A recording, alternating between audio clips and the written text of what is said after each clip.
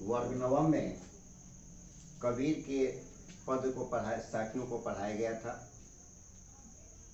कबीर साहित्य का परिचय, कबीर के बारे में जानकारी पहले के वीडियो में आप लोगों को दी जा चुकी है। अभी आज जो इनका प्रथम पद है, 2 पद पढ़ना है कबीर का, तो प्रथम पद की ओर हम आज बढ़ते हैं, जिसका शीर्षक है मोको कहाँ ढूंढे बंदे मैं तो तेरे पास में।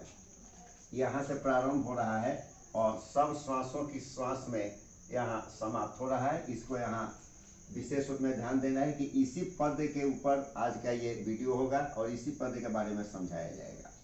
इस पूरे पद का भाव ये है कि प्रत्येक ईश्वर जो है वो प्रत्येक जीवधारी की सांसों में बसता है, निहित है। हर व्यक्ति के अंदर में ईश्वर समाहित है, मौजूद है। उसे जानने की जरूरत है, समझने की जरूरत है। और एक सबसे बड़ी विशेषता इस पद की है कि पद की प्रत्येक पंक्तियों में लगभग अनुप्रास अलंकार देखने को मिलता है। एक ही वर्ण की बार बार आवृत्ति जब होती है तो अनुप्रास अलंकार हो जाता है, जो कबीर के लगभग हर पद में देखने के लिए, हर पंक्तियों में देखने को मिलता है। हम बढ़ते हैं, मोको कहाँ ढूंढे बंदे मैं तो तेरे पास में।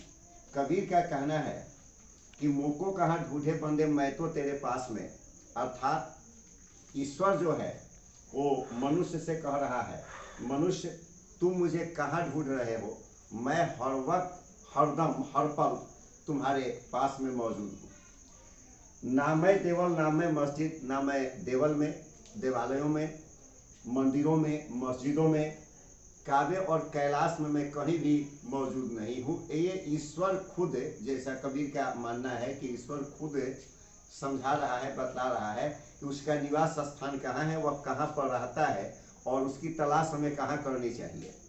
ना तो कोनो क्रिया कर्म में, नहीं योग वैराग में। कबीर आगे बताते हैं कि क्रिया, योग, वैराग्य कहीं भी मैं मौजूद नहीं रहता। खोजी हो सो तुरते मिली हो, जो वास्तव में अन्वेषी है, खोज करने वाला है, जो ईश्वर को पाने के लिए प्रयासरत है, प्रयत्नशील है, हर पल लगा हुआ है, जुटा हुआ है, वह व्यक्ति क्षण मात्र में, पल भर की तलाश में मुझे प्राप्त कर सकता है। ये कबीर का कहना है, उनका कबीर का ऐसा मानना है। वो पल भर में मेरी तलाश कर सकता है, मैं उसे मिल सकता हूँ।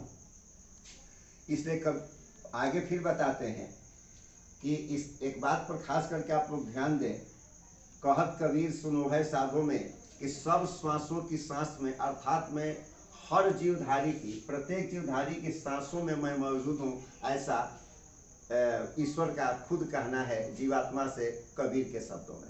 लेकिन यदि कबीर की इन बातों को हम ध्यान दें, कबीर के इस कथ्य की ओर हम लोग देखें कि कबीर जो ये बता रहे हैं कि ईश्वर प्रत्येक जीवधारी की सांसों में है, ये कहाँ तक सही है और कहाँ तक गलत है, यदि थोड़ा हम लोग इस पर विवेचन करें तो संस्कृत में भी एक बहुत प्रामाणिक श्लोक आता है। जब भगवान विष्णु खुद नारद को बताते हैं, नारद के पूछने पर पूछते हैं कि आप कहाँ रहते हैं, आपका निवास स्थान कहाँ है, आपको कहाँ पाया जा सकता है, कैसे आपको खोजा जा सकता है। तो भगवान विष्णु खुद कहते हैं, नाहम बसामि वैकुंठे, नारद मैं वैकुंठ में नहीं रहता हूँ, ना हम बसामि वैकुंठे योगिनाम हृदय न च, और न मैं योगियों के हृदय में रहता हूँ, जो योगी समाधि वगैरह में या ध्यान वगैरह करते हैं और सोचते हैं कि इसमें ईश्वर दिखता है, मैं वहाँ नहीं रहता हूँ। नाहम वसामि वैकुंठे योगिनाम हृदयेन च मदभक्ता यत्र गायन्ति तत्र तिष्ठामि नारद। मेरे भक्त जहाँ पर मेरा गायन करते हैं, मुझे याद करते हैं, मुझे बुलाते हैं, तत्र वहाँ तिष्ठामि, मौजूद रहता हूँ नारद, मैं वहीं पर मौजूद रहता हूँ। ऐसा संस्कृत के प्रमाणिक श्लोक में स्पष्ट होता है कि ईश्वर का निवास स्थल कहाँ है।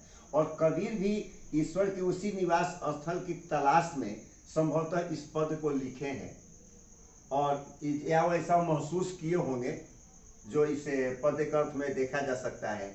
एक और बहुत बड़े कवि ने भी कहा कि ईश्वर कहाँ प्राप्त हो सकता है, मैं ढूंढता तुझे था जब कुंज और वन में,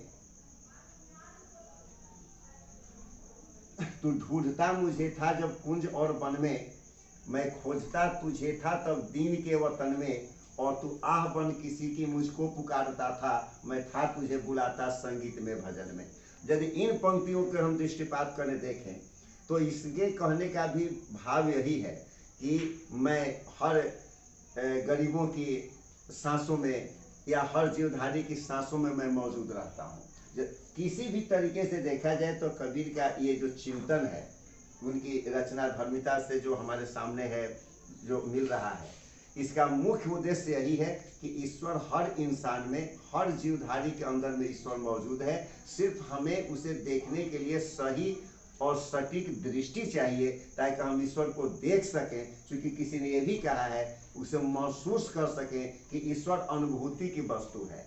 हम हर एक जीवधारी के अंदर ईश्वर को महसूस करें कि इनके अंदर भी ईश्वर है। यही सच्चाई है, क्योंकि ईश्वर अनुभूति की वस्तु होती है।